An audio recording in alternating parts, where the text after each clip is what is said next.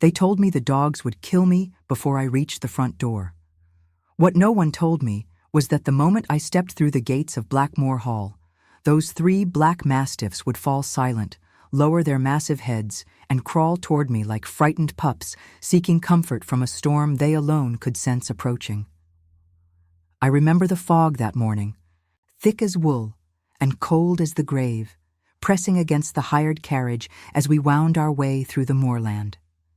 The driver had refused to take me past the stone pillars that marked the boundary of the Ashworth estate. He had crossed himself twice, muttered something about the devil's own beasts, and left me standing alone on the muddy road with nothing but a single traveling case and a letter of employment I was no longer certain I wanted. I had come to Blackmore Hall because I had no other choice. London had become impossible. The household where I had served for 3 years had crumbled around me when the master was found dead in his study, and though I had nothing to do with his end, the whispers had followed me like a second shadow. The agency had stopped sending me to interviews. My references, once impeccable, were now poison. When the posting for Blackmore Hall appeared, with its remote location and its requirement that the applicant ask no questions about the household's history, I had seized it as a drowning woman seizes driftwood.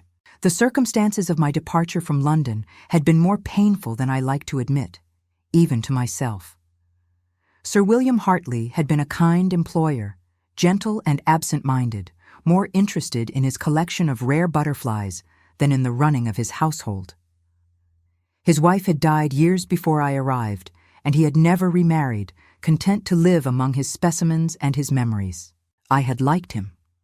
More than that, I had respected him. He treated the servants well, paid us fairly, and never raised his voice except when one of the new maids accidentally dusted too close to his display cases. In a world where employers could be cruel without consequence, Sir William was a rare blessing. And then one morning I had brought his breakfast tray to find him slumped over his desk, a look of terrible surprise frozen on his face, and a small wound at his temple that the doctor would later determine had been caused by a letter opener. The investigation had been swift and brutal. Sir William had no heirs, no close relatives, no one to demand justice on his behalf. The police had questioned each of us in turn, searching for motives, searching for evidence, searching for someone to blame. In the end, they had arrested no one. The case had been labeled unsolved and quietly closed, but the damage had been done. Someone in the household had killed Sir William, and though no one could prove who, suspicion had fallen on all of us like a poisoned rain. The other servants had scattered to new positions, using what connections they had to escape the taint. But I had no connections. I had no family. I had only my reputation, and that had been destroyed by association. For months, I had scraped by on odd jobs, cleaning houses by the day, taking in mending, doing whatever I could to keep body and soul together. I had slept in boarding houses that made me feel as if I were already in my grave, surrounded by women whose eyes held the same desperate emptiness I saw in my own reflection. And then the posting for Blackmore Hall had appeared, and I had known, with a certainty I could not explain, that this was where I was meant to go. I knew the rumors, of course. Everyone in England knew the rumors. The Countess of Ashworth had died 5 years ago, under circumstances the newspapers had called tragic and society had called suspicious. Some said she had thrown herself from the cliffs behind the manor in a fit of madness. Others whispered that her husband, the Earl, had pushed her. The only witnesses had been the 3 mastiffs she had raised from pups, dogs she had trained with methods that remained a mystery to everyone outside those iron gates. After her death, the animals had become monsters. 2 men had died trying to enter the property. A third had lost his arm. No tradesman would deliver goods, no servant would stay. The Earl had become a ghost in his own house, and the dogs had become his jailers. None of this frightened me as much as it should have. I had grown up in a household where fear was the only currency, where my mother had served a mistress whose cruelty made the stories of Blackmore Hall seem almost quaint. I had learned early that the things people fear most are rarely the things that truly destroy them. It is not the snarling beast at the gate that ruins a woman. It is the slow erosion of dignity, the quiet theft of hope, the steady drumbeat of days that promise nothing and deliver less. So I walked toward those gates with my chin raised and my heart steady, telling myself that whatever waited for me at Blackmore Hall could not be worse than what I had left behind. The pillars were ancient, carved with figures I could not quite make out in the fog. The iron gates stood open, which surprised me. Beyond them, a gravel path disappeared into a tunnel of bare oak trees, their branches reaching toward each other like the fingers of old friends reunited after a long separation. I stepped through and felt the temperature drop, as if I had crossed some invisible threshold between the world of the living and something older, something patient and watchful. I heard them before I saw them.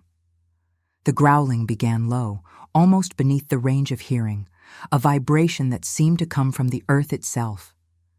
Then the fog shifted, and they emerged. 3 mastiffs, each one larger than any dog I had ever seen. Their coats were black as pitch, their eyes the color of old amber, their muscles moving beneath their skin like something liquid and dangerous.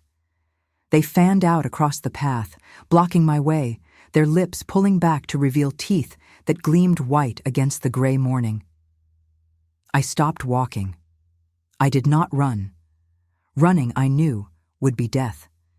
Instead, I stood perfectly still and looked at them, truly looked, the way my mother had taught me to look at the mistress when she was in one of her rages. Not with defiance, not with submission, but with a kind of quiet recognition, an acknowledgement that we were both creatures caught in circumstances neither of us had chosen. The largest of the 3, a male with a scar across his muzzle, took a step toward me, then another. His growl deepened, and I could see the muscles in his haunches bunching, preparing to spring. And then something happened that I cannot explain, not then and not now, not with all the distance of years between that moment and this. The dog stopped. His growl faltered, became something else entirely. A whimper. A sound of such profound confusion and longing that it made my chest ache. He lowered his great head until his nose nearly touched the ground, and then he crawled forward, his belly dragging through the wet gravel until he was at my feet. The other 2 followed, pressing themselves against my skirts, making sounds I had never heard from any animal, sounds of recognition, of grief, of something that might have been joy. I stood there in the fog with 3 killers trembling against my legs, and I felt, for the first time in longer than I could remember, that I had come home. I did not know then that I was being watched. I did not know that somewhere in the gray bulk of the manor ahead, a man stood at a window with his hand pressed against the cold glass, his face pale as the fog itself, watching the impossible scene unfold before him. I did not know that my arrival at Blackmore Hall would begin the unraveling of secrets that had been buried for 5 years, secrets that would nearly destroy us both before they finally set us free. All I knew was that the dogs had accepted me, and that whatever came next, I would face it with their warm weight against my legs and their strange, mournful eyes watching over me like guardians from some ancient myth. The manor revealed itself slowly, emerging from the fog like a ship rising from deep water. It was larger than I had imagined, a sprawling structure of gray stone that seemed to have grown from the moorland itself. Ivy covered the eastern wing, so thick in places that the windows were nearly obscured. The western wing appeared newer, its stonework cleaner, its windows tall and severe. Between them rose a central tower with a single round window at its peak, dark as an empty eye socket. The dogs escorted me up the path, staying close, their bodies warm against my chilled legs. I could feel their breathing, steady and deep, and occasionally one of them would look up at me with an expression I could not quite read. Not worship exactly. Something more complicated, something that made me wonder what they saw when they looked at me. The front door opened before I could knock. A woman stood in the doorway, old and bent, wrapped in black wool that made her look like a crow that had somehow learned to walk upright. Her face was a map of wrinkles, her eyes small and dark and suspicious.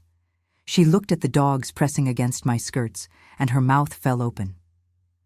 "You are the new maid," she said, and it was not a question. "I am Eleanor Vance," I replied. "I believe I am expected." The old woman continued to stare at the dogs. "In 50 years," she said slowly, "I have never seen them like this. Never. Not even with her." I did not ask who she meant. I did not need to. The woman stepped aside and gestured for me to enter. The dogs tried to follow, but she held up a gnarled hand. "They stay outside," she said firmly. "His lordship's orders. They are not permitted in the house." The largest dog, the one with the scarred muzzle, looked up at me with something like pleading. I reached down and touched his head, feeling the warmth of him, the steady thrum of his heartbeat beneath my fingers. "I will come back," I told him, not knowing why I said it, not knowing why I was certain he understood. Then I stepped into Blackmore Hall, and the door closed behind me. The entrance hall was vast and cold, lit by a chandelier that had not been cleaned in years. Dust motes floated in the pale light like tiny ghosts. A grand staircase rose before me, its banister carved with roses and thorns, its carpet so worn in places that the wood showed through. Portraits lined the walls, men and women in the clothing of centuries past, all of them watching me with the flat, assessing eyes of those who have been dead long enough to lose interest in the living. "I am Mrs. Blackwood," the old woman said, leading me deeper into the house. "I am the housekeeper here. I have been the housekeeper here for 30 years. I was here before the Countess came, and I was here after she left. The house and I understand each other." I followed her through a maze of corridors, each one darker and colder than the last. The manor had the feeling of a place that had been abandoned while still occupied, a house whose inhabitants had retreated into smaller and smaller spaces until whole wings stood empty, their doors closed against the weight of memory. "His lordship keeps to himself," Mrs. Blackwood continued, her voice echoing off the stone walls. "You will not see him often. He takes his meals in his study. He does not entertain. He does not receive visitors.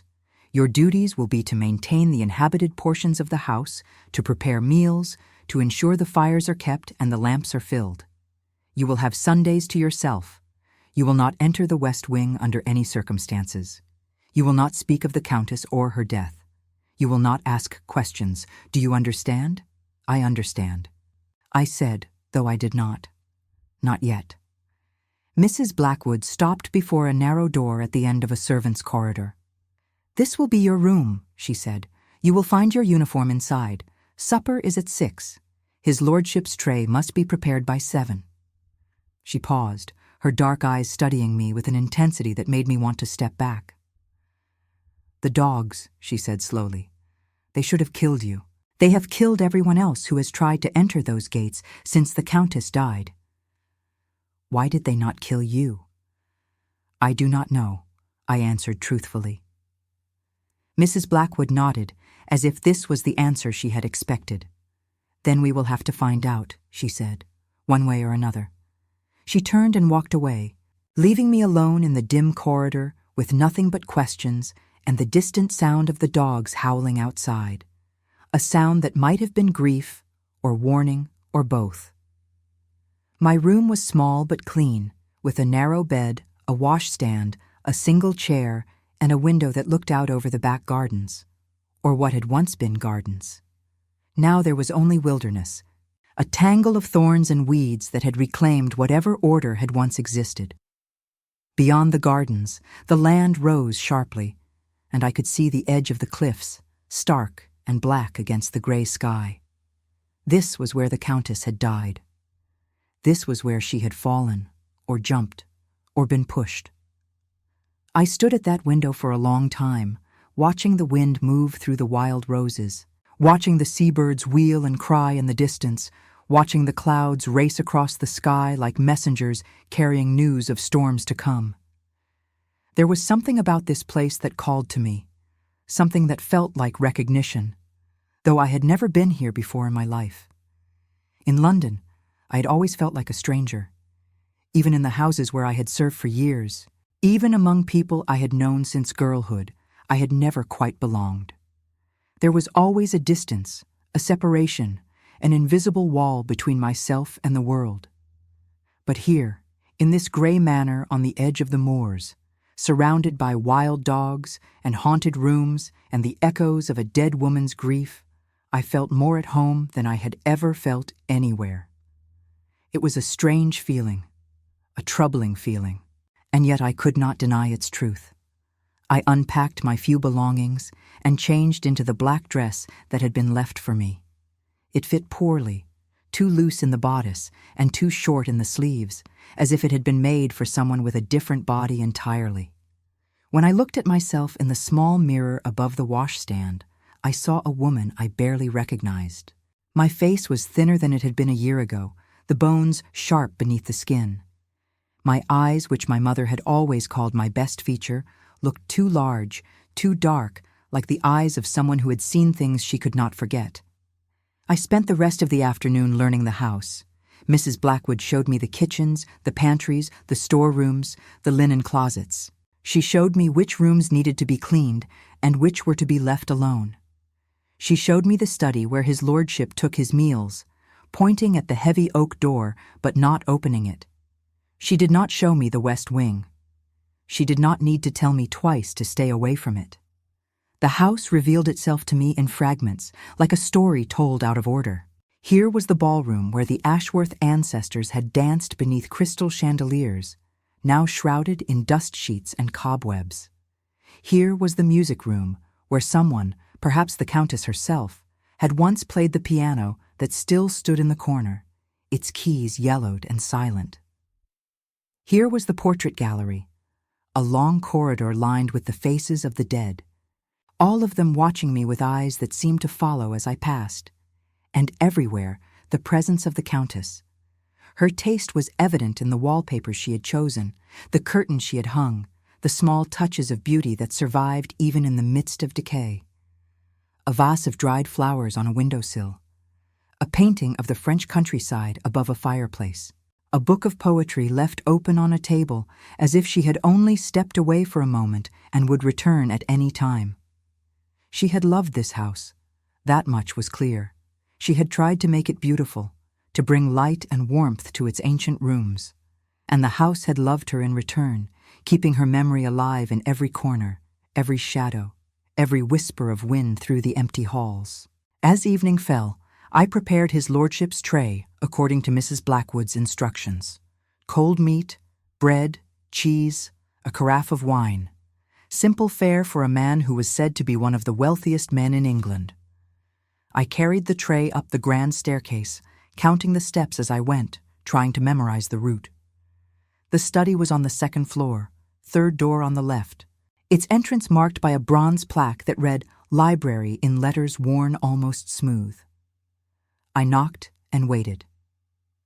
"Enter," said a voice from within. It was deeper than I had expected, rougher, as if the speaker had not used it in a long time. I opened the door and stepped inside. The room was dark, lit only by a fire that burned low in the grate. Books lined every wall, rising from floor to ceiling. Their spines cracked and faded. A large desk dominated the center of the space, covered with papers and maps and instruments I did not recognize. And behind the desk, half hidden in shadow, sat the Earl of Ashworth. He was younger than I had expected, perhaps 35, with dark hair that fell across his forehead and a face that might have been handsome if it had not been so drawn. So marked by whatever demons kept him company in this lonely place. His eyes were the same amber as the dog's eyes, and when they found me, they held the same expression I had seen in the largest mastiff just before he had crumpled at my feet.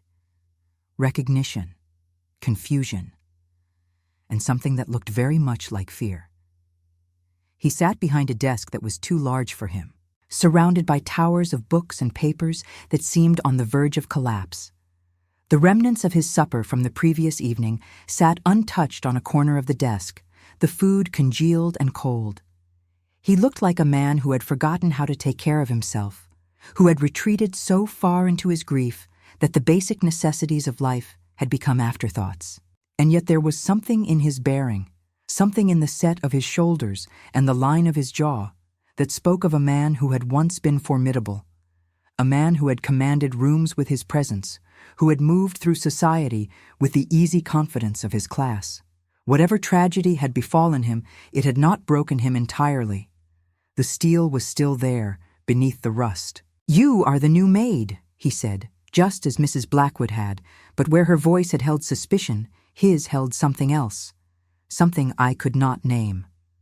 "Yes, my lord," I said, "I have brought your supper." I crossed the room and set the tray on the corner of his desk, careful not to disturb his papers. He watched me the entire time, his eyes never leaving my face. The scrutiny should have made me uncomfortable, but instead I felt only a strange calm, as if I had been waiting for this moment without knowing it. "The dogs," he said suddenly. "I saw you from the window. I saw what happened at the gates." I did not know what to say, so I said nothing. He leaned forward, and the firelight caught his features, revealing the sharp angles of his jaw, the dark circles beneath his eyes, the tightness around his mouth that spoke of years of sleepless nights. "Do you know why they did that?" he asked. "Do you know why they acted that way?" "No, my lord," I answered. "I do not." He stared at me for a long moment, and I had the strangest sense that he was looking for something, searching my face for a clue to a puzzle only he could see.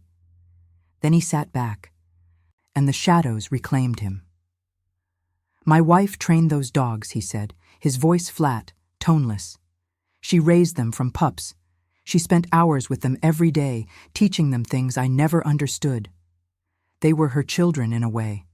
She had none of her own. After she died, they changed. They became what you see now, what everyone sees. Killers, monsters." He paused. "But they did not kill you." "No, my lord." "Why?" "I do not know." He was silent for a long time. When he spoke again, his voice was barely above a whisper. "She used to say that blood knows blood, that certain bonds cannot be broken by death or distance or time." He looked at me then, and I saw something in his eyes that made my breath catch. I never believed her, but now I wonder. He waved a hand, dismissing me. "That will be all. You may go." I curtsied and turned toward the door. I had almost reached it when his voice stopped me one final time. "Miss Vance." I turned back. "Yes, my lord?" He was watching me with those amber eyes, and for just a moment I thought I saw something human beneath the coldness, something wounded and lost and desperately alone. "Be careful," he said. "This house has secrets, and not all of them are mine." I did not sleep that night. I lay in my narrow bed and listened to the sounds of the old house settling around me, the creak of ancient timbers, the whisper of wind through gaps in the stonework, the distant rhythm of the sea crashing against the cliffs. And beneath it all, threading through the darkness like a melody half-remembered, the occasional howl of the dogs. I thought about what the Earl had said. Blood knows blood. What could it possibly mean? I had no connection to this place, no history with the Ashworth family. My mother had been a maid like me, my father a man whose name I had never learned. I had grown up in service, moving from house to house, learning to make myself invisible, to anticipate needs before they were spoken, to survive in a world that had never made room for women like me. And yet those dogs had known me. They had looked at me and seen something that made them weep. Sometime in the small hours, I heard footsteps in the corridor outside my room. They were soft, hesitant, not the heavy tread of a man or the purposeful stride of Mrs. Blackwood. I lay perfectly still, barely breathing, as they paused outside my door. For a long moment, nothing happened. Then the footsteps moved on, fading into the darkness, leaving behind only silence and the faint scent of roses. The next morning, I began my duties in earnest.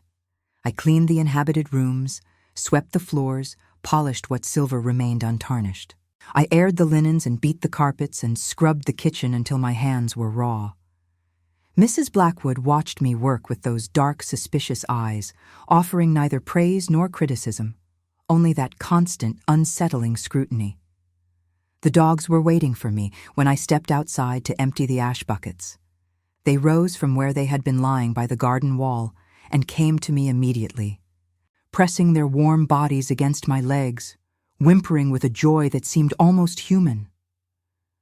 I knelt in the mud and let them push their great heads against my hands, their rough tongues licking my fingers, their eyes full of something I was beginning to recognize as devotion.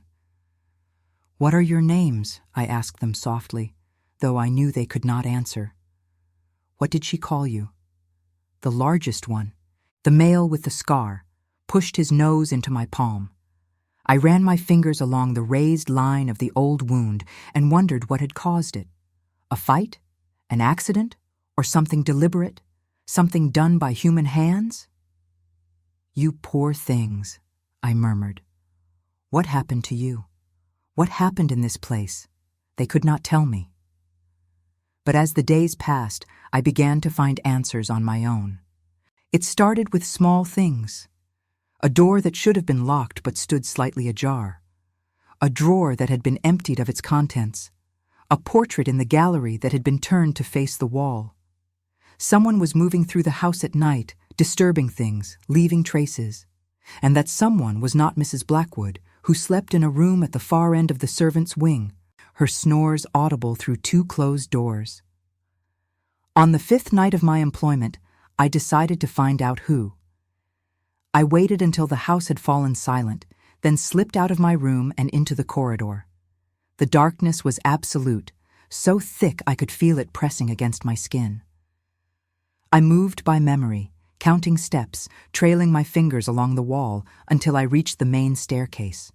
I heard the footsteps almost immediately. They were coming from above, from the direction of the west wing, the wing I had been forbidden to enter. For a long moment, I hesitated. Mrs. Blackwood's warnings echoed in my mind, her voice sharp with something that might have been fear. "You will not enter the west wing under any circumstances." But the footsteps were moving, descending, and soon whoever made them would be on the main staircase, passing within feet of where I stood. I pressed myself into an alcove and waited. The figure that passed me was not Mrs. Blackwood. It was not the Earl. It was a woman, tall and slender, dressed in a white nightgown that seemed to glow faintly in the darkness. Her hair was loose, falling past her shoulders in dark waves, and her feet were bare. She moved like someone in a dream, her steps slow and deliberate, her eyes fixed on something I could not see. I held my breath as she passed. She was close enough that I could have reached out and touched her. Close enough that I could see the paleness of her skin, the dark circles beneath her eyes, the strange emptiness of her expression. And then she was gone. Descending the staircase, disappearing into the shadows of the house below. I did not follow her. I was too shaken, too confused. Instead, I returned to my room and sat on the edge of my bed, trying to make sense of what I had seen. The Countess had been dead for 5 years. Everyone knew this. Her body had been found at the base of the cliffs, broken on the rocks, washed clean by the sea. There had been a funeral, a burial, a headstone in the family cemetery that bore her name and the dates of her too short life. But the woman I had seen in the corridor had not looked like a ghost. She had looked like flesh and blood. She had looked alive. I did not speak of what I had seen to anyone, not to Mrs. Blackwood, who watched me with increasing suspicion as the days passed. Not to the Earl, who remained closeted in his study, emerging only rarely, his face growing more haggard with each appearance. I kept my silence and continued my duties, and I waited. The answers came, as they always do, in fragments. The first fragment I found in the library, in a book of county records that had been left open on a reading table. The page detailed the marriage of Edward Ashworth, 5th Earl of Ashworth, to Marguerite Beaumont, daughter of a French émigré family in the year 1853. Marguerite. I turned the name over in my mind, feeling its weight, its foreignness. The Countess had been French. This was something I had not known. The second fragment came from Mrs. Blackwood herself, in an unguarded moment. We were in the kitchen, preparing the evening meal, when I asked a question I had been holding back for days. "The Countess," I said carefully. "What was she like?" Mrs. Blackwood's hands stilled on the bread dough she was kneading. For a moment I thought she would not answer. Then she spoke, her voice low and rough. "She was beautiful," she said, "the most beautiful woman I have ever seen. But there was something wrong with her, something in her blood. Her mother was the same way," they said. "Fey, touched. She saw things that were not there, heard voices no one else could hear. The master thought he could save her. He thought his love would be enough. But some things cannot be cured by love." She returned to her kneading, and I knew the conversation was over. But the words she had used stayed with me, echoing in my mind long after the kitchen had grown dark. Fey, touched, mad. The Countess had been mad. The third fragment I found in the West Wing. I did not mean to go there. I was following the footsteps again, the soft, hesitant tread that had become a nightly occurrence. The woman in white appeared each evening just after midnight, descending from the upper floors, drifting through the house like smoke.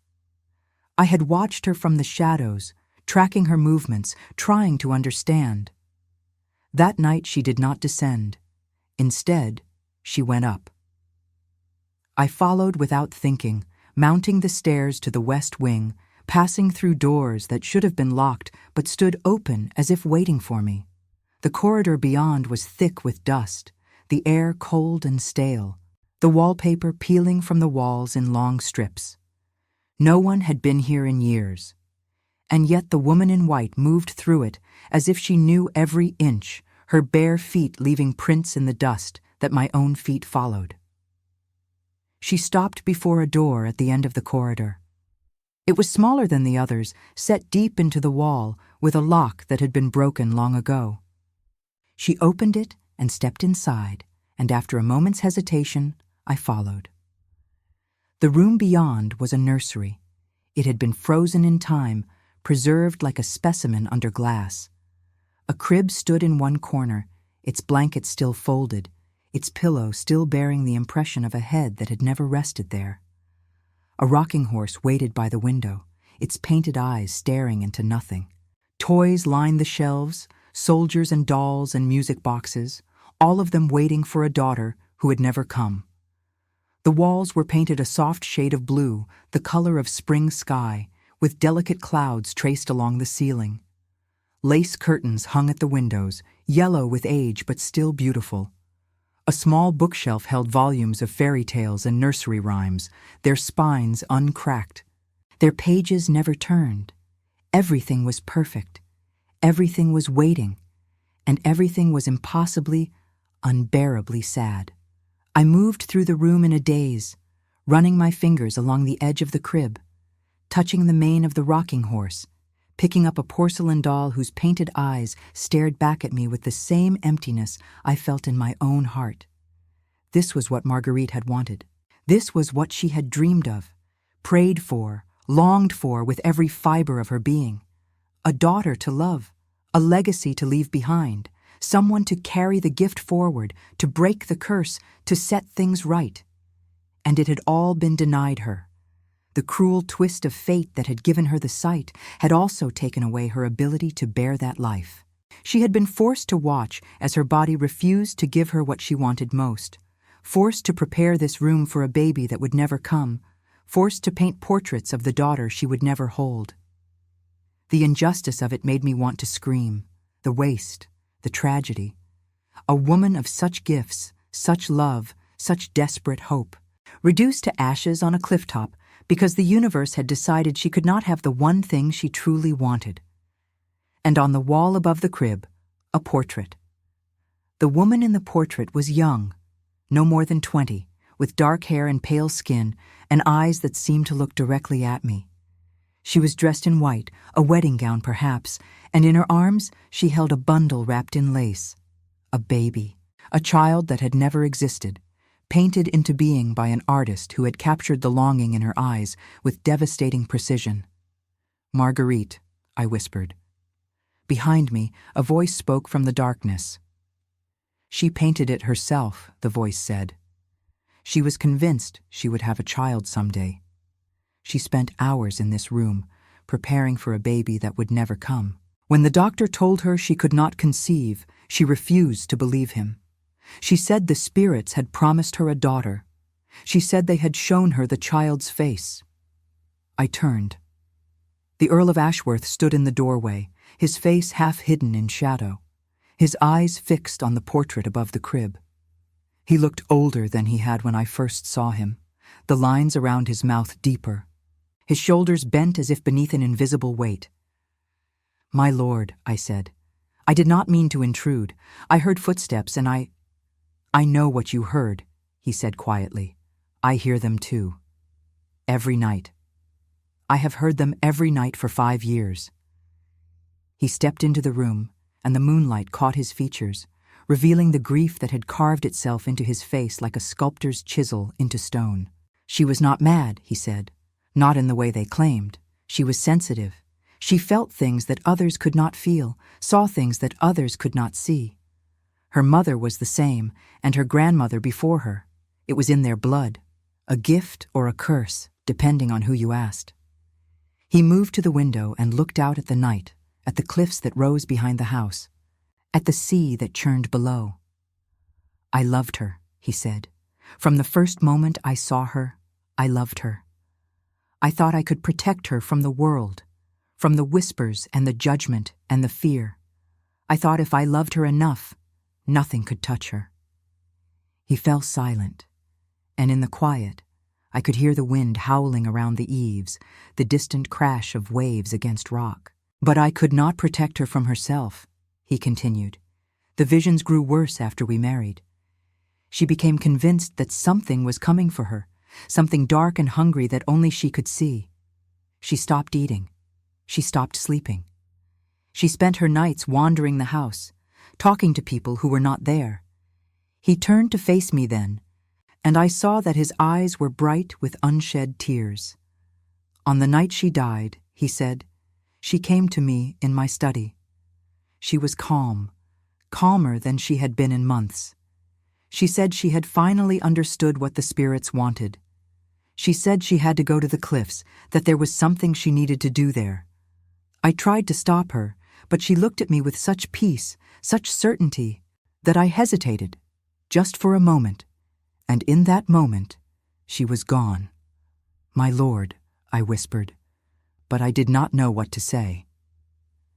He crossed the room and stood before the portrait, looking up at his wife's painted face with an expression of such raw anguish that I had to look away. "They found her at dawn," he said, "at the base of the cliffs. The dogs were with her body, lying beside her, howling. They would not let anyone approach. It took 3 men to drive them away. After that, they changed. They became what you see now. They let no one approach the house. They killed anyone who tried. As if they were guarding something, as if they were waiting for someone." He turned to me then, and his eyes met mine with an intensity that stopped my breath. "And then you came," he said. "And they recognized you. They knew you, Miss Vance, in a way they have never known anyone else, not even me." "I do not understand," I said. "I have no connection to this place. I never knew your wife. I never—" "Blood knows blood," he interrupted softly. It was one of her sayings. She believed that certain souls were connected across lifetimes, bound together by ties that death could not sever. She believed that her daughter would find her way back to her, no matter how many years passed, no matter how far she had to travel. I stared at him, my heart pounding. "What are you saying?" He reached into his coat and withdrew a folded paper, yellowed with age. He held it out to me, and I took it with trembling hands. It was a letter. The handwriting was elegant, feminine. The ink faded but still legible. "To my dearest daughter," it began. "I do not know when you will read this or what name you will bear when you do, But I know that you will come. The spirits have shown me your face, and I have painted it so that I will know you when we meet again. You have my eyes, my darling. My mother's eyes. The eyes that see beyond the veil. My hands shook so badly that the words blurred before me. There is something you must know, the letter continued.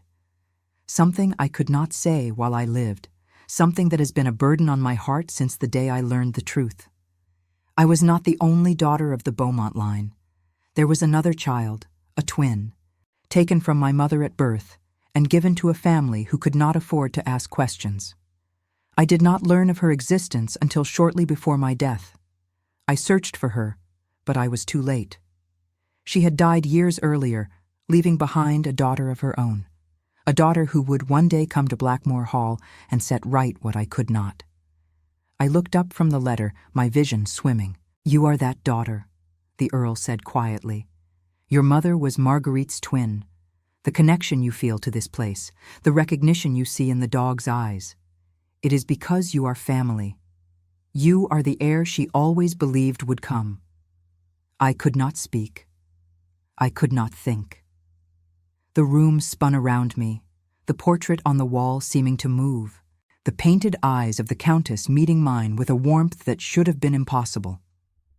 I do not expect you to believe me, the Earl continued. I did not believe it myself, not at first. But I have watched you these past weeks. I have seen the way the house responds to you, the way the dogs adore you, the way you move through these rooms as if you have always belonged here. And I have begun to wonder if Marguerite was right all along, if some bonds truly are stronger than death. He stepped closer, and I could smell him now, wood smoke and paper and something else, something that made my pulse quicken despite my confusion. Miss Vance, he said. Eleanor, I know this is sudden. I know you have no reason to trust me, no reason to believe anything I have told you. But I must ask you something, and I must ask you to answer honestly.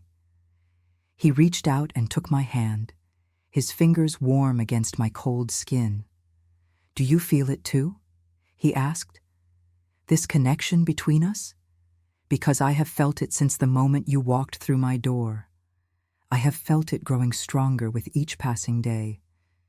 And I do not know what it means, but I know that I cannot ignore it any longer.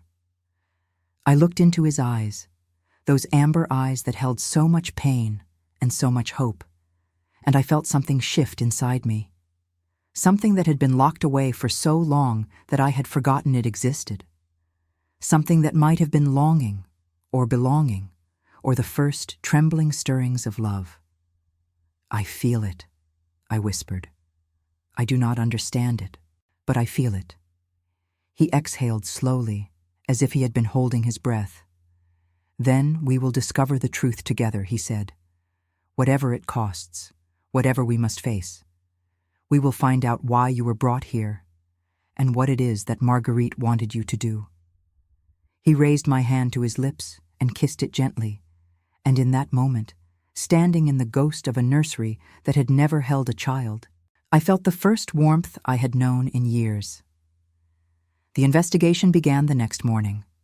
Edward, for he had asked me to call him Edward when we were alone, had kept every paper, every letter, every document that had belonged to his wife. They filled 3 trunks in his study, and together we began to sort through them, looking for any clue that might explain the mystery that had brought me to Blackmore Hall. The work was painstaking and often heartbreaking. Marguerite's papers were a window into a brilliant but troubled mind, filled with observations that veered between the profound and the disturbing.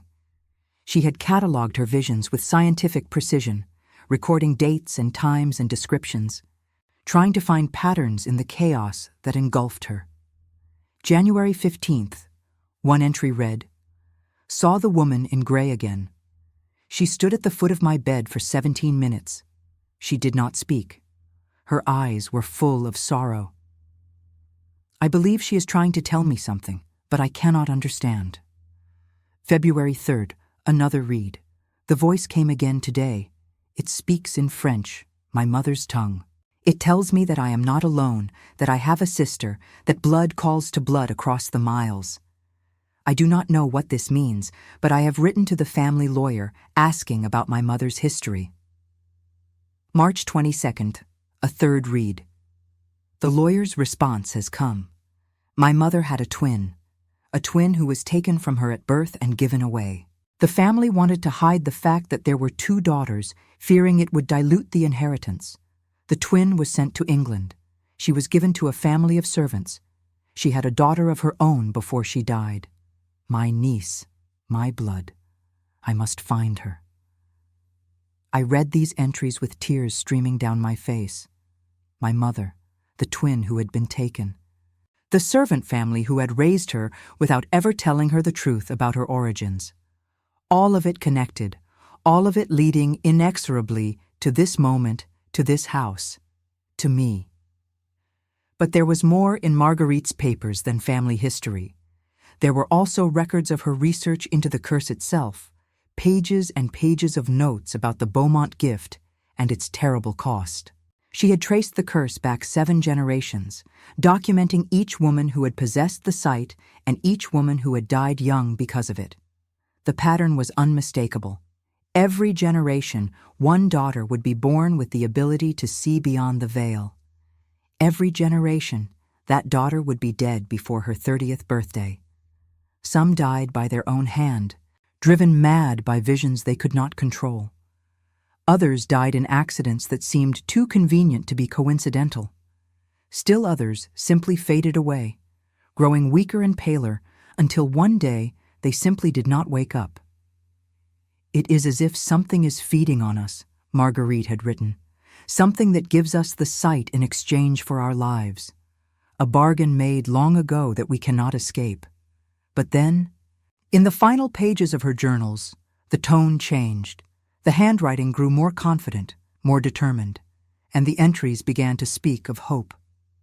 I have found it, she wrote, in an old book of folk medicine from the Beaumont village, a ritual that was used by our ancestors to break curses. It requires sacrifice, it requires blood, it requires death, but not the death of the cursed one. The death must be willing, given freely, offered in love, and it must happen at the place where the worlds are closest together, where the barrier between life and death grows thin. The cliffs, I whispered, reading over Edward's shoulder. She found a way to break the curse, and she knew it would kill her. Edward's face was pale, his hands trembling as they held the journal. She never told me, he said. All those months of preparation, all those nights of ritual and prayer, and she never said a word. She let me think she was simply deteriorating, that the madness was claiming her, that there was nothing to be done. She was protecting you, I said gently. She knew you would try to stop her. I would have, he admitted. I would have done anything to save her. She knew that, and she loved you too much to let you carry that burden. She made the choice herself, freely, out of love. He closed the journal and bowed his head. For a long moment, neither of us spoke. Then he reached out and took my hand, and I felt the warmth of his skin, the steady pulse of his heart. She gave her life for yours, he said quietly. For a niece she had never met, a woman she knew only through visions and dreams. That is a gift beyond measure. I know, I said, and I will honor it. Whatever it takes, however long it takes, I will live a life worthy of her sacrifice. What we found was troubling. Marguerite had been obsessed with her family history. She had traced the Beaumont line back generations, documenting every birth, every death, every marriage. And in her research, she had uncovered something that had clearly disturbed her deeply. The Beaumont women had a gift, she had written in one of her journals. But it came with a price. Each generation, one daughter would be born with the sight, the ability to perceive things beyond the veil of ordinary reality. And each generation, that daughter would die young, taken by the very forces she had spent her life trying to understand. My grandmother died at 25, the journal continued. My mother at 27. I am 23 now, and I can feel the darkness gathering around me. It whispers to me in my dreams. It tells me that my time is running out. I read these words with a chill that had nothing to do with the cold of the study. Marguerite had believed she was cursed. She had believed that her gift would kill her, just as it had killed her mother and grandmother before her. And she had been right. But there was more. As we continued to search the papers, we found references to something else, something that Marguerite had been trying to accomplish before her death. A ritual, a breaking of the curse. I have found a way. She wrote in an entry dated 3 days before she died. The spirits have shown me the path, but I cannot walk it alone. I need someone of my blood, someone who shares the gift but has not yet been touched by the darkness. I need my sister's child. Edward and I stared at each other across the cluttered desk. She knew about you, he said slowly. Before she died, she knew you existed. She was trying to find you. But she did not find me, I said. She died before she could. Or perhaps, Edward said quietly, she found another way. He reached across the desk and took my hand. The ritual she described. It required a sacrifice, a willing death at the place where the barrier between worlds is thinnest. The cliffs, I whispered. The cliffs, he confirmed. Marguerite did not kill herself out of madness or despair. She killed herself to break the curse, to set you free. The weight of his words settled over me like a shroud. Marguerite had died for me. A woman I had never met, a relative I had never known, had sacrificed herself so that I would not suffer the fate that had claimed generation after generation of Beaumont women. But did it work? I asked. Am I truly free? Edward's hand tightened on mine. I do not know, he admitted, but I know that we will find out, together. The weeks that followed were the strangest and most wonderful of my life. Edward and I spent our days in the study, poring over Marguerite's papers, trying to understand the ritual she had performed and whether it had succeeded. We spent our evenings walking the grounds together, the dogs at our heels, talking about everything and nothing. And slowly, without either of us quite realizing it, we began to fall in love. It was not a dramatic love, not the kind that burns hot and fast and consumes everything in its path. It was something quieter, deeper, built on shared purpose and mutual understanding and the simple comfort of being truly seen by another person. Edward saw me in a way no one ever had. He saw my strength and my fear, my hope and my doubt. And he accepted all of it without judgment. And I saw him. I saw the guilt that still haunted him, the belief that he could have saved Marguerite if only he had been faster, stronger, more willing to believe. I saw the loneliness that had consumed him since her death, the way he had retreated from the world and into himself. And I saw the man beneath the grief, a man of intelligence and kindness and a capacity for love that had been lying dormant, waiting for someone to awaken it. We did not speak of our feelings, not at first. There was too much still to discover, too many questions still unanswered. But the awareness was there, humming between us like a current of electricity, growing stronger with each passing day. The turning point came on a night when the rain lashed the windows and the thunder rolled across the moors like the voice of an angry god. I had been in the house for nearly 2 months by then. 2 months of shared meals and quiet conversations, of hands that brushed against each other when passing books or teacups, of glances that lingered a moment too long. 2 months of falling in love while pretending I was not. That night, I could not sleep.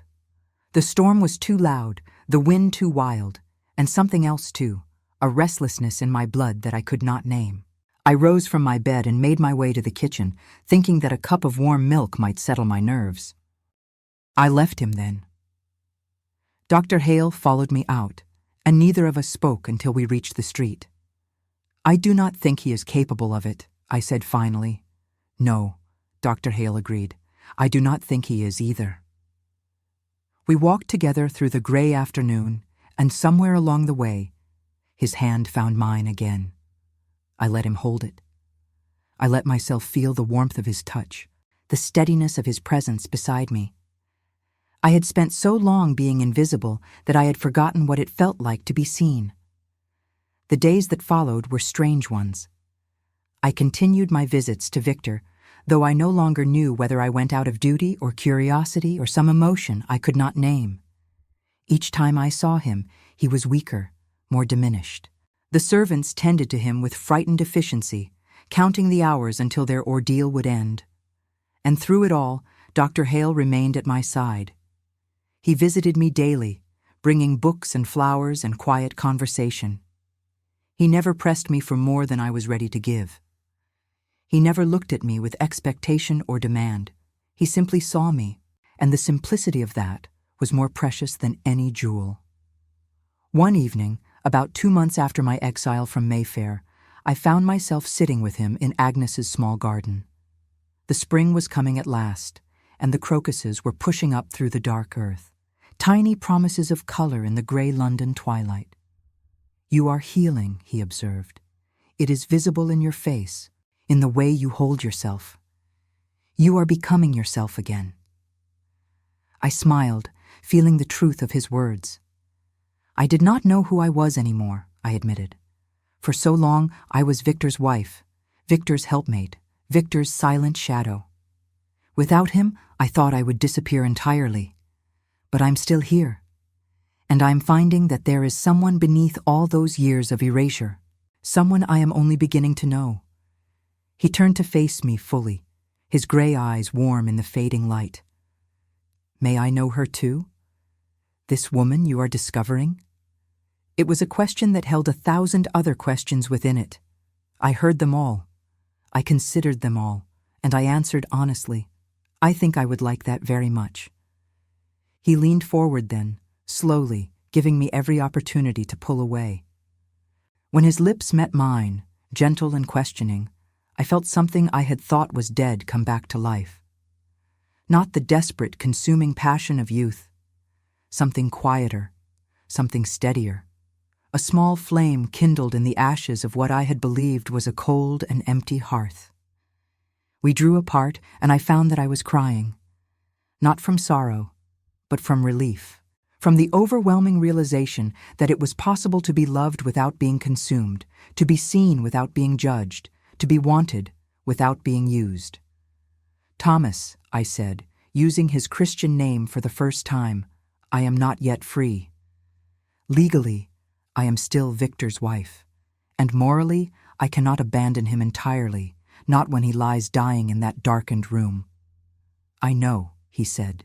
"I would not ask you to, but when you are free, if you still wish it, I will be here. I have waited a long time to meet someone who sees the world as you do. I can wait longer." Victor died on a night in early April, when the cherry trees were just beginning to bloom and the air held that particular softness that promises spring. I was with him at the end, not because I had forgiven him or because I felt any great love for him, but because no one should die entirely alone, not even those who have forfeited any claim to companionship through their own cruelty. Lilith had never returned, had sent no word, had vanished into her new life in Manchester, as though the months she spent as Victor's muse had never happened. His former friends and patrons kept their distance, afraid perhaps that whatever had befallen him might be contagious, or simply unwilling to associate themselves with the spectacle of his decline. There was only me, the woman he had thrown away, sitting beside him in the candlelit darkness while his breath grew slower and slower. The servants had lit candles throughout the room, dozens of them, their flames casting dancing shadows on the covered mirrors and the walls hung with Victor's early work. I had uncovered one mirror, the small hand mirror on the dressing table, so that I could see myself and know that I was real, that I was still whole while he came apart before my eyes. It was perhaps cruel of me, but I needed the reminder. In his final hours, something changed in him. I do not know whether it was genuine remorse or simply the terror of approaching oblivion, the desperate grasping of a drowning man for anything that might save him. But he reached out his withered hand and took mine, and his grip, though weak, was surprisingly warm. "I am sorry," he whispered, and each word seemed to cost him enormous effort, as though he were pulling them up from some deep well that had been sealed shut for decades. "I know those words mean nothing. I know I cannot undo what I have done. But I want you to know that I see it now. I see you, Eleanor. I see what I destroyed. I see the light I extinguished, the hope I crushed, the woman I erased day by day, until there was nothing left but a shadow in my house. I looked at him lying there, a ruined husk of the man he had been, and I tried to find in my heart some anger, some satisfaction at his suffering. There was a time, not so long ago, when I would have relished this moment, would have savored the justice of watching him reduced to the very ruin he had made of me. But there was nothing, only a vast, weary sadness for a life wasted on vanity and selfishness, for a talent that could have illuminated the world, but chose instead to devour everything around it. "I know," I said. His eyes searched my face, looking perhaps for forgiveness, or for condemnation, or simply for some human connection in his final moments. I do not know what he found there. I hope it was mercy. I hope that in the end, I was able to give him at least that much. He died an hour later, as the first gray light of dawn began to seep around the edges of the shuttered windows. I sat with his body until the light was full and strong, until the servants came scratching at the door, asking what they should do. Then I called for them and gave them their instructions and walked out into the morning. The air was fresh and cool, scrubbed clean by a rain that had fallen sometime in the night. Somewhere nearby a bird was singing, and the cherry trees were shedding their petals in the gentle breeze, carpeting the pavement in drifts of pink and white. I stood on the steps of the house that had been my home for 25 years and breathed deeply, filling my lungs with the sweet spring air, and I was finally, truly free. The funeral was small and quiet, attended only by a few distant relatives who came more out of duty than grief. I wore black as propriety demanded, but I did not weep. I had shed my tears for Victor long ago, mourning the man I had believed he was, the love I had believed we shared. What remained was only the formality of farewell. Afterward, I returned to the Mayfair townhouse one last time. As Victor's widow, I was entitled to certain of his possessions, though most of the estate would go to his nephew. I walked through the rooms I had made beautiful for so many years, seeing them now with new eyes. They were just rooms, just walls and furniture and objects that held no power over me anymore. In the studio, I found my grandmother's mirror, still covered in black cloth. I stood before it for a long moment, then reached out and drew the covering away. My reflection looked back at me. I was 47 years old, my hair was threaded with gray, my face was lined with the marks of years and worry and grief. But I was not hideous. I was not the ruin Victor had described. I was simply a woman who had lived and suffered and survived. And in my eyes, I saw something I had not seen for a very long time. Hope. I took the mirror with me when I left. Not because I wanted to keep it, but because I did not trust it to anyone else. Some objects carry too much power to be left where curious hands might find them. I would decide later what to do with it. Perhaps donate it to a museum where it could be studied by scholars who understood such things. Perhaps destroy it and end forever its capacity to reveal truths that might destroy the unprepared. Perhaps simply keep it hidden where it could do no more harm. In the end, I kept it, hidden away in our attic, wrapped in cloth and locked in a chest, but present. A reminder. Thomas asked me once why I had not simply had it destroyed. We were sitting by the fire on a winter evening, the kind of evening when the cold pressed against the windows and made the warmth inside feel precious. I considered his question for a long time before answering. "The mirror does not create ugliness," I said finally. "It only reveals what is already there. To destroy it would be to pretend that the ugliness does not exist, that the capacity for cruelty and selfishness and the slow destruction of those we claim to love is not part of the human condition. I keep it as a reminder that truth, however painful, is necessary, that we must have the courage to see ourselves as we truly are, even when what we see is difficult to bear. And if someone else were to look into it, he asked, someone unprepared for what they might find? Then they would learn what Victor learned, I said. They would learn that the face we show the world is not always the face of our soul. And that lesson, however painful, might save them, might give them the chance to change before it is too late. Thomas was quiet for a moment, gazing into the fire. Then he reached for my hand and held it, his thumb tracing gentle circles on my palm. "You are braver than I am," he said. "I think I would be tempted to destroy it, simply to spare myself the knowledge that such a thing exists." I smiled at him, feeling the warmth of his touch, the steady comfort of his presence. "Bravery has nothing to do with it," I said. "I have simply learned that there is nothing in that mirror more frightening than the darkness I have already survived." Thomas was waiting for me outside.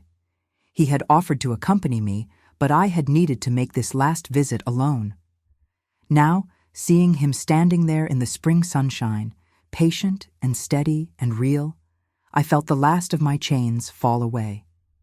"Are you ready?" he asked. I looked back at the house one final time.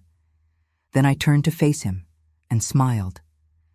"Yes," I said, "I am ready." We were married in August of that year, in a small church in the countryside where no one knew our history and no whispers followed us down the aisle. Agnes and her husband were our witnesses, beaming like proud parents, dabbing at their eyes with handkerchiefs they had brought for the occasion.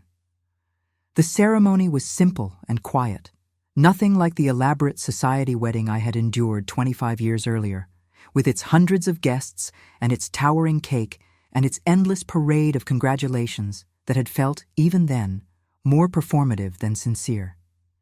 But when Thomas took my hand and spoke his vows, I believed him.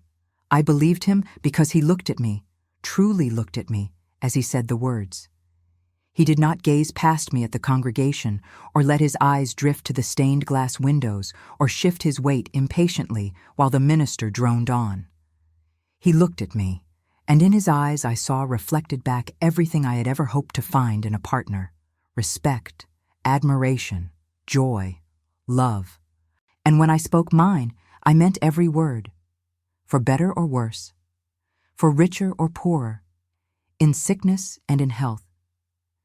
I had spoken these words before, in that grand church in Mayfair, with Victor standing stiff and elegant beside me.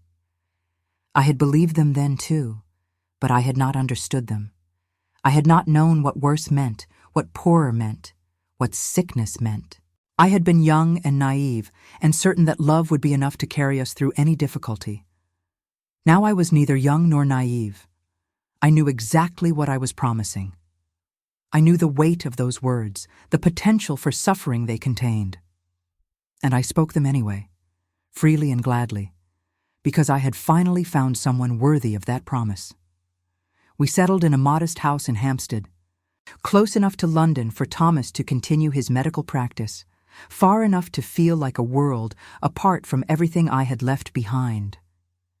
The house was old and somewhat shabby, with creaking floors and drafty windows, and a garden that had been neglected for years before we arrived. But it had good bones, Thomas said, surveying it with the eye of a man who could see potential where others saw only problems. And we can make it ours. We did make it ours. Together, over the months and years that followed, we transformed that neglected house into a home. Thomas built shelves for my growing collection of books, and a proper easel for my painting, and a chair for the garden that was positioned to catch the afternoon light. I learned to tend the roses that had survived beneath the weeds, and to coax the old apple tree in the corner back to life. We worked side by side, our hands dirty and our backs aching, and when the work was done, we sat together on the little porch and watched the sunset, and knew that we had built something real. I began painting in earnest, not for fame or recognition, but for the simple joy of creation. Thomas encouraged me, praised my efforts, hung my paintings on our walls without irony or condescension. I was 50 years old when our first exhibition opened. A small gallery in Chelsea, nothing grand, but mine. The proprietor, a woman named Mrs. Helena Barlow, who had made her reputation championing artists whom the establishment overlooked, had seen my work at a charity auction and sought me out. She had asked to see more, had spent an afternoon in our Hampstead parlor, examining canvas after canvas with an intensity that made me nervous and hopeful in equal measure. "You have something," she said finally, setting down the last painting and turning to face me with those sharp, assessing eyes. "Something I cannot quite name, but something real. The art world is full of technical brilliance without soul, Mrs. Hale. Your work has soul. It has the weight of lived experience behind it." I did not know what to say. I had never thought of my painting as anything more than a personal pleasure, a way of processing the emotions that still sometimes overwhelmed me even after years of healing. The idea that others might want to see it, might find value in it, seemed almost absurd. But Thomas encouraged me to accept Mrs. Barlow's offer. "You have spent half your life being invisible," he said. "Let the world see you now. Let them see what you have created." And so I agreed. The night of the opening, I stood in that small gallery in Chelsea, surrounded by my own work, and watched as strangers examined paintings that had been born from my deepest fears and hopes. There was the portrait of Agnes, rendered in warm tones that I hoped captured her kindness and her strength. There was the study of our Hampstead garden in winter, the bare branches of the apple tree reaching toward a sky the color of pearls. There was the self-portrait I had painted 2 years earlier, looking into the mirror I had kept in the attic, finally confronting my own reflection without shame. People came to see my work. They spoke of it with genuine interest. They asked questions about my technique, my inspiration, my journey to becoming an artist. They bought paintings, some of them, taking pieces of my soul home with them to hang on their own walls. They saw something in my paintings that I had poured there without quite knowing what it was. The hard-won wisdom of a woman who had learned that survival was its own kind of beauty. The understanding that light is most precious when one has known darkness. The quiet triumph of a spirit that refused to be extinguished. The night of the opening, Thomas and I walked home together through the lamplit streets. My feet ached from standing all evening, and my cheeks hurt from smiling at strangers who wanted to discuss my art. But I was happy. Deeply, quietly, impossibly happy. "You are remarkable," Thomas said, echoing words he had spoken to me once before. "I am merely myself," I replied, "and that, it turns out, is enough." He stopped walking and turned to face me. In the glow of the gas lamps, I could see tears glistening in his gray eyes. "I spent so many years alone," he said. "After Catherine died, I thought I would never find connection again. I thought I had used up my portion of love, that there was nothing left for me but work and duty and the slow march toward my own end. And then you walked into my life, and everything changed." I reached up and touched his face, tracing the lines that time had drawn there. He was not a young man, and neither was I a young woman. We were both of us weathered by the years, marked by our losses, shaped by our sorrows. But we had found each other nonetheless, and that finding felt like grace. "You saw me," I said. "When no one else did, when I had forgotten how to see myself, you saw me. That is not nothing, Thomas. That is everything." We walked on together through the quiet streets, hand in hand, two people who had learned that love could come in many forms and that it was never too late to begin again. I kept my grandmother's mirror in the attic of our Hampstead house, wrapped in cloth and locked in a chest. I thought sometimes about what it had done, what it had revealed. I wondered whether Victor, in his final moments, had truly understood what he had become, or whether his deathbed apology had been only another performance, another mask to hide the emptiness within. I would never know for certain, and perhaps it did not matter. The mirror had shown me something too, though I had not realized it at the time. It had shown me that I was stronger than I believed, that I could survive the loss of everything I thought I needed, that I was worthy of being seen, even when the one who should have seen me most clearly chose blindness. Some nights, when I could not sleep, I would climb the narrow stairs to the attic and sit beside the covered chest. I did not open it. I did not need to see my reflection to know who I was anymore. But I found a strange comfort in its presence, a reminder of how far I had come. Victor's paintings still hung in galleries across Europe. His name was still spoken in artistic circles, though less often now than it had been during his lifetime.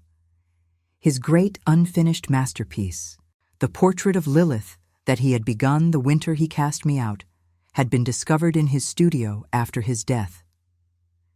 It showed a young woman of extraordinary beauty, her copper hair flowing around her shoulders, her eyes full of fire and ambition. But there was something wrong with the portrait, something that disturbed everyone who looked at it.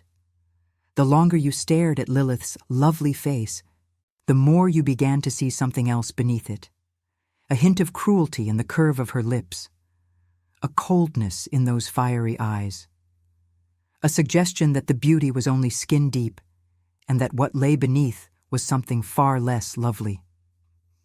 Victor had painted the truth without meaning to. His final work was a confession he never intended to make.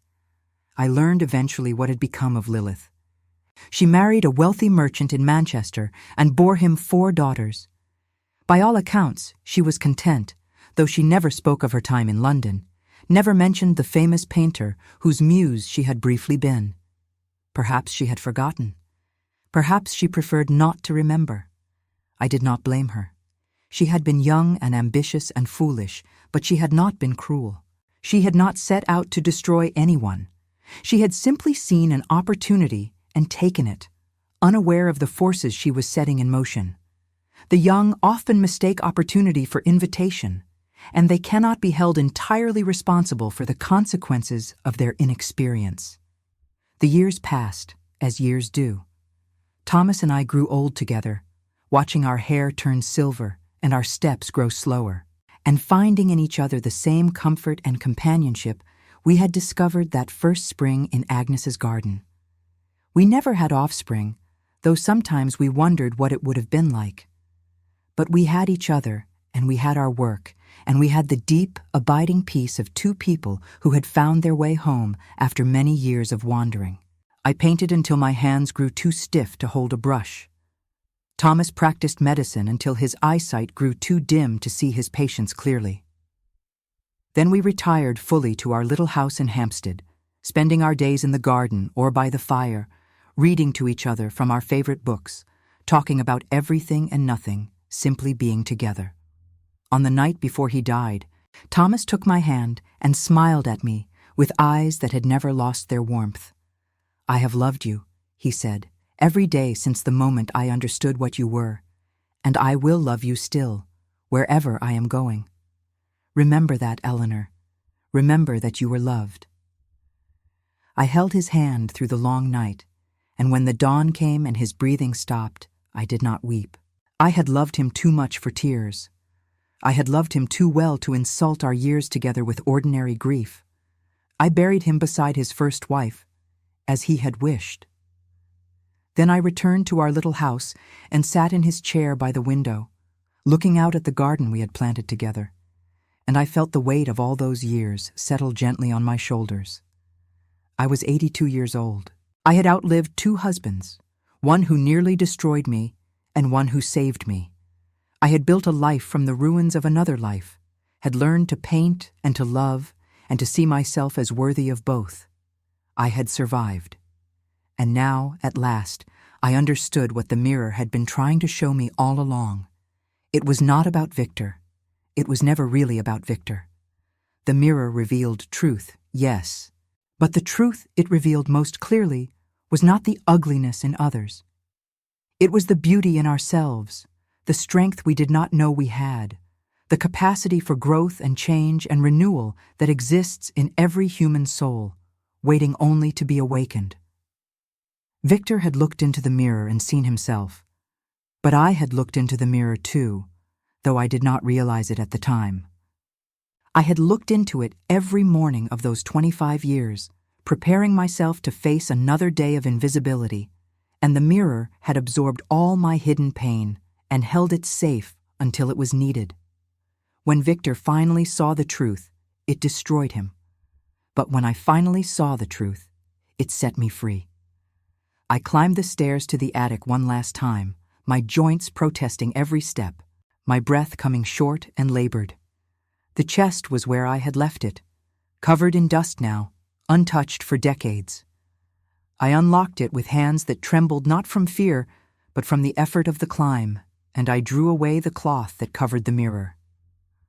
My reflection looked back at me, an old woman, white-haired and wrinkled, her body bent by time, her skin paper-thin over fragile bones. But her eyes were clear, and they held no shadow of shame or regret. She had lived. She had loved. She had found her way through the darkness into light. "Thank you," I said to the mirror. "Thank you for showing me the truth." The mirror did not answer. It was, after all, only a mirror, only glass and frame, and the faded remains of an alchemist's art. Whatever power it had once held was spent now, used up in that long-ago moment of revelation. But I liked to think it understood. I covered it again and closed the chest. Then I made my slow way back downstairs, back to the chair by the window, back to the last quiet chapter of a long and complicated life. Outside, the evening light was turning golden, and somewhere in the distance, a bird was singing. I closed my eyes and smiled. This is how it feels to be free, I thought. And it was enough. It was more than enough. It was everything. But I have not told you everything yet. The years between my liberation and my peaceful end were not simply a gentle drift toward contentment. There were moments of doubt, of fear, of the old wounds reopening when I least expected them. There were nights when I woke gasping from dreams of Victor's voice, telling me again that I had become unbearable to look upon. There were days when I caught my reflection in a shop window and flinched, expecting to see the ruin he had described, surprised each time to find only a woman, ordinary and unremarkable, but whole. The healing was not linear. It came in waves, advancing and retreating like the tide, and there were times when I wondered if I would ever reach solid ground. I remember one afternoon, perhaps a year after Victor's death, when I found myself standing before a milliner's shop on Bond Street. I had come to London to visit Agnes, who was growing frail and could no longer travel easily, and I had decided to walk back to her lodgings rather than take a cab. The day was fine, the air unusually warm for October, and I was enjoying the simple pleasure of movement, of being a woman walking alone through the city without needing to account for her time to anyone.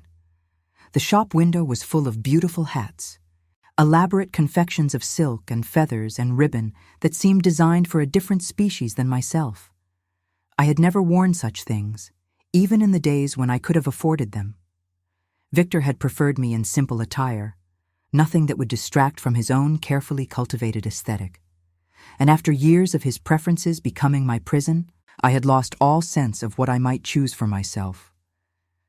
I stood there for a long time, looking at those hats, and then, without quite knowing why, I began to cry. A woman passing by stopped and touched my arm. "Are you unwell, dear?" she asked. "Is there something I can do?" I shook my head, embarrassed by my display. "I am fine," I said. "I was only thinking." She smiled kindly and moved on, and I was left alone with my tears and my confusion. Why was I crying? What had those ridiculous hats stirred in me that brought such sudden grief? And then I understood. I was crying for all the years I had not allowed myself to want things. All the years I had swallowed my preferences and my desires and my small, harmless vanities, making myself smaller and smaller to fit into the space Victor allowed me. I was crying for the woman who had forgotten what it felt like to look at a beautiful hat and think simply, "I would like that." I went into the shop. I bought the most extravagant hat they had, a ridiculous thing with peacock feathers and a wide brim that threatened to knock into door frames. I wore it out of the shop and all the way back to Agnes's lodgings, drawing stares and occasional smiles from passers-by. Agnes laughed when she saw me, a great delighted laugh that dissolved into a coughing fit, and we sat together in her tiny parlor, drinking tea and admiring my absurd purchase like two young girls playing dress-up. I never wore that hat again after that day. It sat on a shelf in my wardrobe, gathering dust, too impractical for ordinary life. But I kept it for years, a reminder of the moment I remembered how to want things for myself. Thomas understood these episodes without needing to have them explained. He had his own wounds from his first marriage, his own moments of unexpected grief when something reminded him of Catherine or the life they had shared before her illness took her. We learned to give each other space for these moments, to hold each other's sorrow without trying to fix it or explain it away. Sometimes healing simply requires witness, and we became each other's witnesses, standing guard while the other did the difficult work of coming back to themselves. There was one night, early in our marriage, when I woke to find Thomas sitting at the window, staring out at the darkened garden. His face was wet with tears, and when I came to sit beside him, he did not speak for a long time. Finally, he said, "I was dreaming of Catherine. She was standing in a field of flowers, and she was calling to me, but I could not reach her. No matter how fast I ran, she stayed the same distance away. And then she turned and walked into the flowers, and they closed over her, and she was gone." I took his hand and held it. I did not try to comfort him with words. There are no words for that kind of loss. I simply sat with him while the darkness slowly gave way to dawn, and when the first light touched the garden, he turned to me and said, "Thank you for not leaving." "I would never leave," I said, and I meant it. We built our life on such small acts of staying. On the mornings when one of us was too sad to rise, and the other brought tea to the bedside without comment. On the evenings when conversation felt too difficult, and we sat in companionable silence, reading our separate books, but together nonetheless. On the times when old fears reared up and demanded attention, and we faced them side by side, refusing to let them divide us. It was not a grand romance, the kind that poets write about. It was something better. It was a partnership of equals, a meeting of two wounded souls who had learned that true love was not about passion or possession, but about showing up, day after day, choosing each other over and over again. I think often about what would have happened if the mirror had never revealed Victor's truth.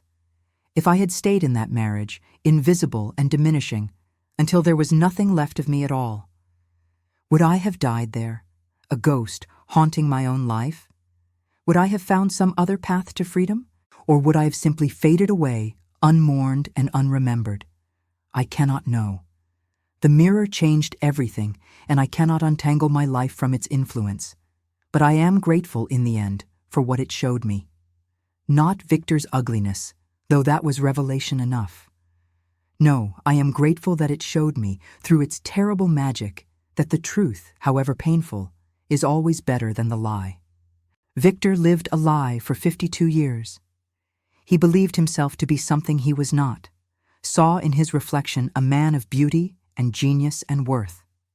The mirror stripped that illusion away and showed him the truth of his soul, and he could not survive the revelation. But I had been living with truth all along, the truth of my own invisibility, my own unimportance in the eyes of the man who should have cherished me. The mirror had nothing to reveal to me that I did not already know, and perhaps that is why I survived. Perhaps the truth, lived with daily, becomes bearable in a way that truth suddenly revealed cannot be. Victor was destroyed by a single moment of clarity. I had been building my tolerance for clarity, drop by painful drop, for 25 years. The summer after Thomas died, I traveled to Italy. It was something we had always planned to do together, a grand tour of the places we had read about in books, but his health had declined before we could make the journey. I went alone, an old woman with a small trunk and a heart full of memories, determined to see the world he had wanted to show me. I stood in the Piazza San Marco in Venice and thought of Thomas describing the light there, how it reflected off the water and turned the ancient stones to gold. I walked the streets of Florence and imagined him beside me, pointing out the architectural details he had studied in books. I sat in a cafe in Rome and drank wine the color of rubies and wept quietly for the companion I had lost and the life we had shared. But I was not only mourning, I was also celebrating the fact that I was there at all, a woman of 80 years traveling alone through foreign lands, seeing with my own eyes the wonders of the world. A woman who had once believed herself unworthy of notice, let alone of adventure. A woman who had been told she was unbearable to look upon, now looking upon beauty so vast it took her breath away. I am here, I thought, standing before Michelangelo's David. I survived. I prevailed. It was the greatest triumph of my life. When I returned to England, I found a letter waiting for me from a solicitor in London. The letter informed me that Lilith Crane, now Lilith Whitmore, had died in Manchester the previous month. In her will, she had left me a single item, a small watercolor painting that had hung in her sitting room for nearly 30 years. The painting was of a woman sitting by a window, her face turned away from the viewer, looking out at a garden in bloom. It was unsigned, but I recognized the style immediately. It was one of Victor's early works, from the years before his fame, when he still painted for the joy of it rather than for glory. The woman in the painting was me. I had forgotten entirely that Victor had ever painted me, had buried that memory so deep that it no longer seemed real. But there I was, young and hopeful, and full of the light that he would later do his best to extinguish. He had captured something true in that early work, something that all his later masterpieces lacked. He had captured love. I do not know how Lilith came to possess this painting. Perhaps she found it in Victor's studio after his death, or perhaps Victor gave it to her himself, never telling her who the woman in the portrait was. I do not know why she kept it for 30 years, or why she chose to leave it to me in her will. Perhaps it was guilt. Perhaps it was some strange form of apology. Perhaps she simply did not know what else to do with it. I hung the painting in my bedroom, where I could see it each morning when I woke. The young woman by the window, looking out at the garden, her face full of hope. She did not know what was coming. She did not know that the man who painted her with such tenderness would one day look at her with disgust. She did not know that she would have to lose everything before she could find herself. But she survived. Against all odds, against the weight of years and sorrow and the cruelty of the man she loved, she survived. And in the end, that survival was its own kind of beauty. I lived another 3 years after that trip to Italy. They were quiet years, peaceful years, filled with small pleasures and gentle routines. I read books and tended my garden and welcomed visitors who remembered me from my painting days. I wrote letters to old friends and received letters in return, maintaining the connections that had sustained me through the hardest times. And each night, before I slept, I looked at the painting of the young woman by the window, and I said, "Thank you. Thank you for holding on when there seemed to be no reason to hold on. Thank you for believing, even in the darkest moments, that there was more to life than suffering. Thank you for surviving." The night I died was a night in early spring, when the air was soft with the promise of warmer days to come. I had spent the afternoon in my garden, sitting in the chair Thomas had built for me years ago, watching the bees move among the crocuses. I had eaten a simple supper and drunk a glass of the wine I kept for special occasions. I had looked one last time at the painting by the window. I went to bed as I always did, in the room I had shared with Thomas, in the bed where he had breathed his last. I closed my eyes and felt the weight of my years settle over me like a blanket, warm and comforting and final. I dreamed of mirrors, endless mirrors, reflecting not horror, but light, not ugliness, but truth. I walked among them, young and old at once, all the versions of myself I had ever been moving together toward some destination I could not see but trusted nonetheless. And at the end of the dream, there was Thomas, standing in a field of flowers, just as Catherine had stood in his dream so many years ago. But this time, the distance between us closed easily, and when I reached him, he took my hand and smiled. "Welcome home," he said. And I was home. At last, after everything, I was home. This is the story I have told you. The story of a woman who was cast aside and found herself. The story of a mirror that revealed truth. The story of a love that saved a life and a death that set a soul free. It is not a happy story, not entirely. There is too much pain in it for that, too much loss, too many years of suffering. But it is a true story, and the truth, I have learned, is always worth telling. If you take nothing else from my words, take this. You are worthy of being seen. No matter what anyone tells you, no matter how many years you spend invisible and diminished, you are worthy. Your face is not unbearable. Your presence is not a burden. You are a person of value and dignity, and anyone who makes you feel otherwise is revealing their own poverty of soul, not yours. The mirror showed Victor what he truly was, but it also showed me what I truly was, and what I found there, beneath the years of erosion, was something worth saving. You are worth saving too. Remember that. Hold on to it when the darkness comes. And someday, when you stand before your own mirror and see at last the truth of who you are, may you find there not horror, but hope. May you find there not ruin, but redemption. May you find there not ending, but beginning. I found my beginning at 47 years old, cast out and alone, with nothing but a single suitcase and the remnants of my dignity. I found love at 50. I found my art at 52. I found peace at last in the quiet years of my 8th decade. It is never too late. It is never too late. The morning Victor told me I had become unbearable to look upon, I thought my life was over. But I was wrong. My life was only beginning. And so is yours. So is yours.